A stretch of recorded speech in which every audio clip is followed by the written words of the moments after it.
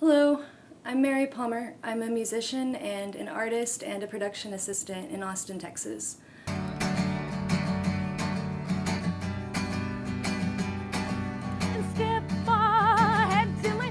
Before I got sick, I was a pretty active person. I took good care of myself. I was starting to go on runs. I'd quit cigarettes almost a year ago. Really starting to be on the up and up. I had a job that I really loved at a production company.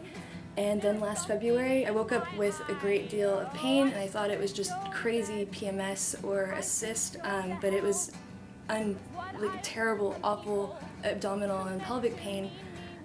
Over time, as that continued, I got a bunch of digestive issues with it too. I've had to pretty much drop music. I've not been able to work since about 2.5 months. I tried to keep going for a while, and eventually I couldn't manage it. With unspecified abdominal pain, when the cause isn't readily apparent, it can sometimes take an extremely long time to diagnose. Here's what happened. I had a great January. The pain began on February 19th. I woke up in an extreme amount of pain and it never went away. The only kind of warning I really had was a 2-day migraine prior, which had never happened, but I didn't think much of it. After the pain began, I tried to wait it out. After several days, I realized it wasn't going away.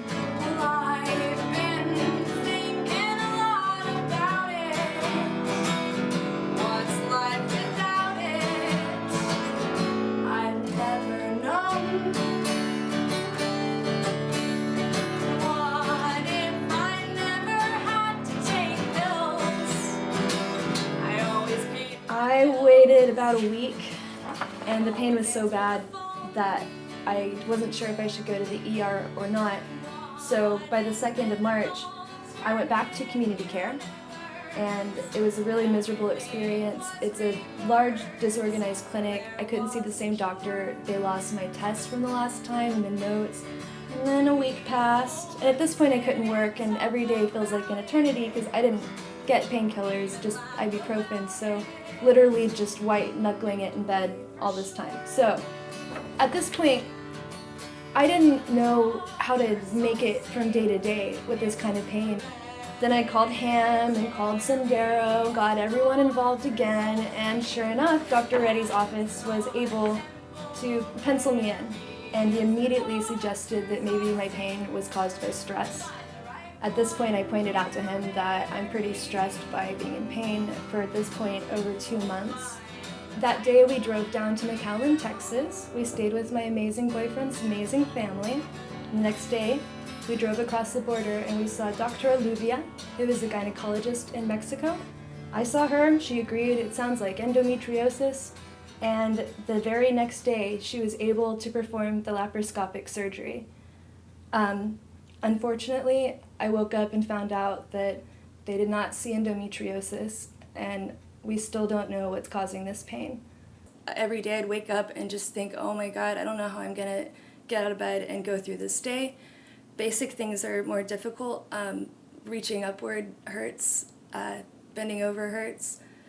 Any kind of impact, so like walking up and down the stairs of my 2nd-story apartment, for example, is actually more of an ordeal than you would think. Here's stuff I was taking before I got sick. And here's stuff I tried as soon as I started feeling bad. This is the bottle of super duper heavy strength ibuprofen that has been my primary painkiller during all of this. Emergency room! In Mexico, pills come in boxes. I'm told that birth control might help. Ineffective pills for IBS. These are the natural ways I've been coping with this, minus the robot. So although the Chinese herbs didn't help much, they do make amazing shakers. And here is the antidepressant, the only thing so far that's made this any easier.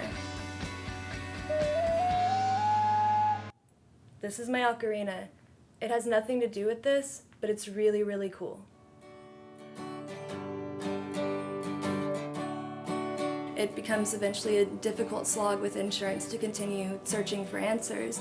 And I know a lot of people just quit, and I can understand that, but I don't want to quit. I want to find out what's wrong, and I would like to get healthy and get back to my life. Bodies full and breaking in their fragile shells, barely close, they're keeping in our inner selves. And mine has fissures and rips along both seams, emitting vapors. There goes a piece of me. It's all just memory. So what can I still do? What can I? And to wrap all of this up, I've been extremely lucky to have a very supportive community. If I'd gotten sick at another point in my life, before I lived in Austin, before I had this community, I don't think I would have made it this far. So I still don't know what's causing the pain. It's still a daily difficulty, and I'm still actively going to doctor's appointments and pushing with my insurance to continue to look for causes for this pain. I'm really curious to know what it is eventually. Will you get sick of it eventually? I have been stuck with it, but you can still leave.